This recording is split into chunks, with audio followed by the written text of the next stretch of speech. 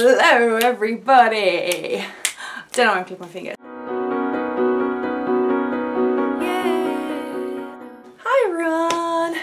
Today I wanted to film a little video for you all where I talk about something that happened in my life that is very embarrassing for me. So, I've seen a lot of these chatty story time videos on YouTube recently, and I thought it's about time that I did one too.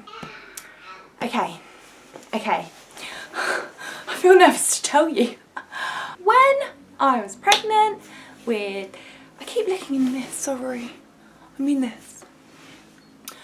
When I was pregnant with Saxon, my first boy, who is now 2, so this is 2+ years ago, we decided to go on a baby moon, which is where you and your daddy-to-be, baby daddy, go and have a little time together before the baby's born. And we really needed this, so we booked a little cottage in the south of France and then a few days in Paris afterwards. So we did the first bit in France and it was amazing. Loads of driving through beautiful countryside, and then we went to Paris for a few days, which was really lovely. And we stayed in this stunning little sweet French hotel. Well, obviously it's French, it's in France, but like French shabby chic furniture. And then we had nice meals out, blah blah blah. We had one kind of main day in Paris where we wanted to do all the sightseeing. So we wanted to go to the Louvre, go to the Eiffel Tower, go to the Notre Dame. So we set out to do all those things, and we first went to the Notre Dame, which was breathtaking, amazing, and then next we went to the Eiffel Tower. Now this is where my embarrassing story begins. So I was about 32 weeks pregnant at the time. We got the tube there. We were walking up to the main attraction, and I really needed the loo. When you're pregnant, you need the loo all the time. Surprise, surprise, got to the Eiffel Tower. I needed to go to the loo. There was only one loo in sight, and that was just like a little cubicle public toilet. I was queuing. I was queuing for the loo. John decided to go and queue for the Eiffel Tower because apparently it was a 3-hour queue. And we were like, oh, this is going to be horrendous. So I was in the queue for the loo, and a few lovely people let me go ahead of them because there were about 10 people, and yeah, I went ahead of a couple of people because I was pregnant. I was obviously showing. And it's not great to be standing around for ages. So that was really kind. It's my turn to go into the loo. Just before it was my turn, a crowd of people came over to watch this guy who was a magician, who was basically doing card tricks with people's money and getting money basically. But there were about 100 people watching him, not even joking. He just brought over this huge crowd to near the loo. So the loo was a cubicle here, I was queuing in front of it, and there was a whole crowd of people to the side of it. I'm getting pretty desperate now, like the baby's on the bladder, I'm desperate. And I get into the loo, and I've got these maternity shorts on that come all the way up to my tummy, so up to the top of my tummy, so like big old stretchy ones. So I wiggle them down, as you do, go to sit on the loo, and suddenly the woman starts speaking in French at me, and I thought, hang on, I can't go yet, I can't relax enough to go.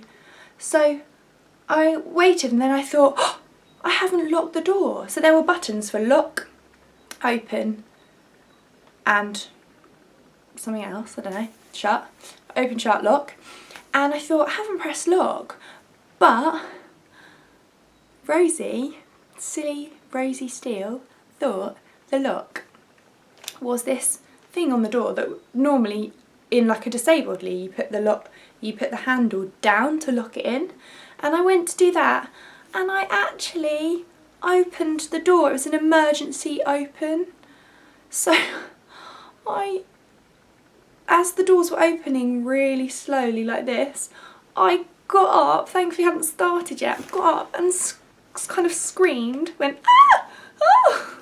Pulled up my shorts quite like awkwardly over my big bump and like took ages whilst trying to move with the door out of the way. And then a woman in front of me screams and goes like this, blocks the door, which makes people look at me. And I was so embarrassed, I was shaking. All the crowd from the Magician saw me and all the people queuing for the loo.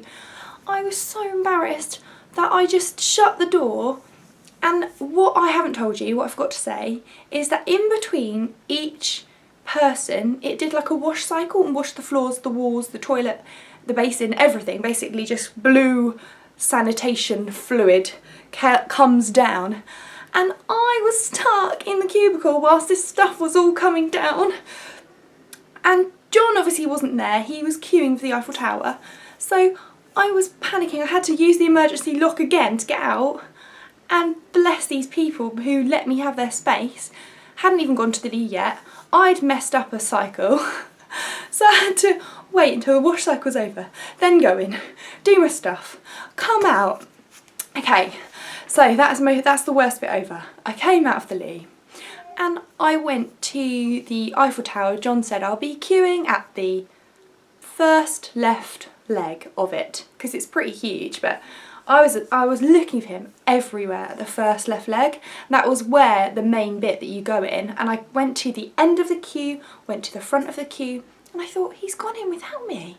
He's gone in up to the Eiffel Tower without me. I knew he wouldn't do that. So I kept looking and I started to panic. I'd been looking for about 20 minutes and I went and spoke to a lady, one of the security guards, a lady, and I said, because I was already so shaken up from being exposed on the loo, I went and spoke to a lady and I said, hi, I can't find my husband anywhere. He's been queuing for about 45 minutes because that's how long it took for me to queue and mess up my toilet and everything. And so I waited with her for a bit and she said, I'll let you into the main bit and you can go and have a look. We went and had a look, he wasn't there. Turns out the end of the queue didn't end where I thought it did. It went all the way around, kind of like another leg, and he was there. And I say leg, I mean like base of the Eiffel Tower leg, yeah. Another leg of the Eiffel Tower. Does the Eiffel Tower have legs? Realised he must be around there. Anyway, he managed to come and find me in the end. That's embarrassing enough. He'd found some lovely people in the queue and said, can you save my space because I've lost my pregnant wife, I need to go look for her. When I was talking to the lady, the security guard, she said I don't need to queue because I was pregnant. Ka-ching! I managed to get us in. I say that like it was me. We got in and didn't have to queue.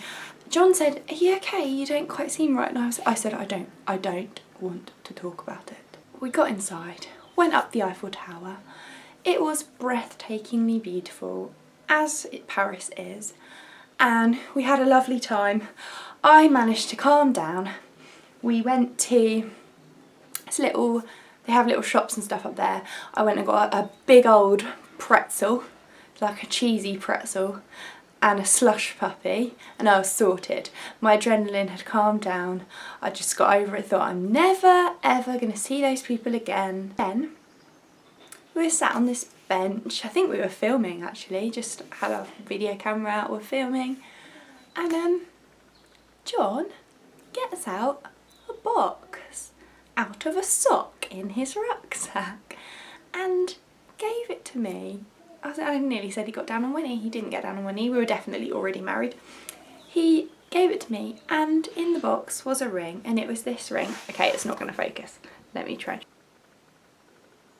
It was this ring and he'd bought me an eternity ring because when you have your first child, or even though he'd already said at the altar he was going to be with me forever, he wanted to get me a ring and I'm not complaining. So he gave me a ring and there I was eating my pretzel, drinking my slush puppy with a new ring on my finger. I went from literally the worst moment of my life of feeling like I've been exposed in the loo and I'd lost John forever to getting a beautiful ring and eating a cheesy pretzel. How does that happen? Yeah, so we enjoyed the rest of our time in Paris, had a lovely time together. But yeah, that is my funny story, and I think my favourite part is when the wash cycle started to come down on me.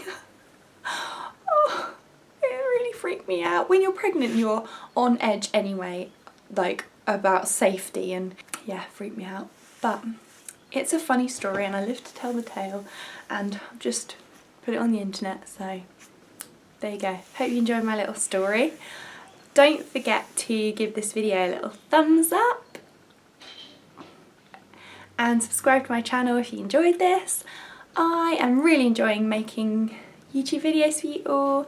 I'm struggling to find the time to film, if I'm honest, because I've got 2 kids and the weekends are just maxed out. So yeah, thank you for watching, thanks for all your support, and I'll see you soon. Bye!